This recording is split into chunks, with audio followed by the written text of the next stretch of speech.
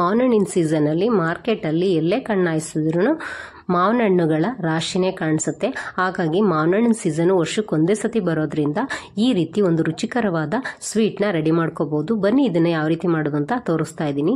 ನಾನಿಲ್ಲಿ ಒಂದು mixie jar ಇಟ್ಕೊಂಡು ಅದಕ್ಕೆ 1 ಕಪ್ ಅಷ್ಟು ತೆಂಗಿನಕಾಯಿ ತುರಿನ ಹಾಕೊಳ್ತಾ ಇದ್ದೀನಿ.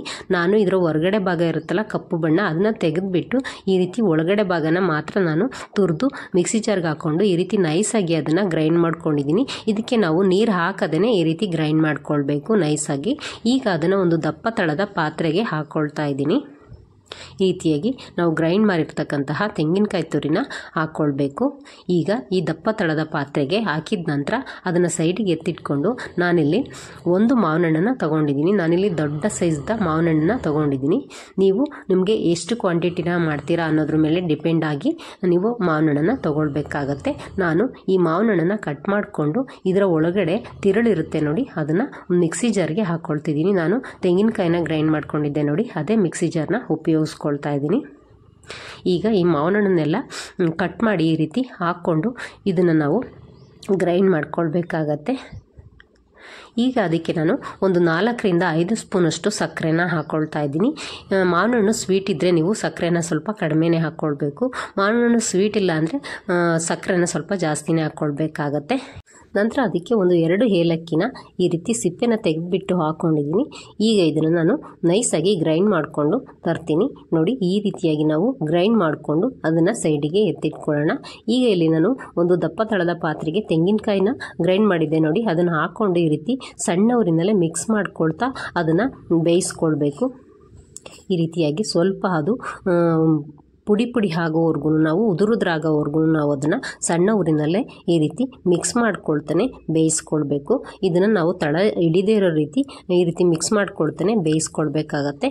ಈಗ ನೋಡಿ, ಅದರಲ್ಲಿ ಇರ್ತಕ್ಕಂತಹ ನೀರಂಶ ಎಲ್ಲ ಸ್ವಲ್ಪ ಪ್ರಮಾಣದಲ್ಲಿ ಹೋಗಿದೆ.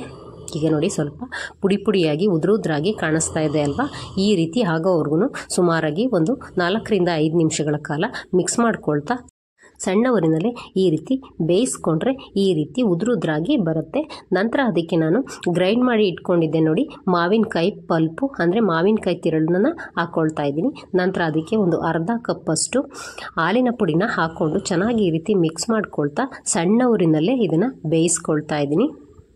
ಈ ರೀತಿ ಬೇಯಿಸುವಾಗ ನಿಮ್ಗೇನಾದರೂ ಅವಶ್ಯಕತೆ ಇದೆ ಅಂತ ಅನಿಸಿದ್ರೆ 1 ಸ್ಪೂನಷ್ಟು ತುಪ್ಪನ ಕೂಡ ಹಾಕ್ಕೊಳ್ಬೋದು. ನಾನು ತೆಂಗಿನಕಾಯಿನಲ್ಲೇ ಎಣ್ಣೆ ಅಂಶ ಇರೋದ್ರಿಂದ ನಾನು ತುಪ್ಪನ ಬಳಸಿಲ್ಲ, ನೀವು ಬೇಕು ಅಂದರೆ ಹಾಕ್ಕೊಳ್ಬೋದು. ಈಗ ಇದನ್ನು ಈ ರೀತಿ ಮಿಕ್ಸ್ ಮಾಡ್ಕೊಳ್ತಾನೆ ಸುಮಾರಾಗಿ ಒಂದು 8 ರಿಂದ 10 ನಿಮಿಷಗಳ ಕಾಲ ಈ ರೀತಿ ಬೇಯಿಸ್ಕೊಳ್ಬೇಕು. ಈಗ ಒಂದು 10 ನಿಮಿಷ ಆಗಿದೆ. ಒಂದು 8 ರಿಂದ 10 ನಿಮಿಷ ಆದ ನಂತರ ಈ ರೀತಿ ಅದು ಉಂಡೆಯಾಗಿ ಒಂದು ರೀತಿ ಮುದ್ದೆ ರೀತಿ ಬರುತ್ತೆ. ಈ ರೀತಿ ಮಿಕ್ಸ್ ಮಾಡಿದ್ರೆ ಇದರಲ್ಲಿ ಇರ್ತಕ್ಕಂತಹ ನೀರಂಶ ಎಲ್ಲ ಹೋಗಿ ಚೆನ್ನಾಗಿ ಈ ರೀತಿ ಮುದ್ದೆಯಾಗಿ ಬರುತ್ತೆ. ಅಲ್ಲಿವರೆಗೂ ಚೆನ್ನಾಗಿ ಈ ರೀತಿ ಬೇಯಿಸ್ಕೊಳ್ಬೇಕು. ಇದ್ರ ಕನ್ಸಿಸ್ಟೆನ್ಸಿನ ನಾವು ಚೆಕ್ ಮಾಡ್ಕೋಬೇಕು ಅಂತಂದರೆ ಅದಕ್ಕೆ ನಾವು ಕೈನ ಒದ್ದೆ ಮಾಡಿಕೊಂಡು ಈ ರೀತಿ ಉಂಡೆ ಮಾಡಿದ್ರೆ ಅದು ಈ ರೀತಿ ಮುದ್ದೆ ಆಗಬೇಕು. ಆ ರೀತಿ ಆದರೆ ಚೆನ್ನಾಗಿ ಇದು ಬೆಂದಿದೆ ಅಂತ ಅರ್ಥ. ಈಗ ನಾನು ಗ್ಯಾಸ್ನ ಆಫ್ ಮಾಡಿಕೊಂಡು ಅದನ್ನು ತಣ್ಣಗಾಗಲಿಕ್ಕೆ ಬಿಟ್ಟಿದ್ದೆ.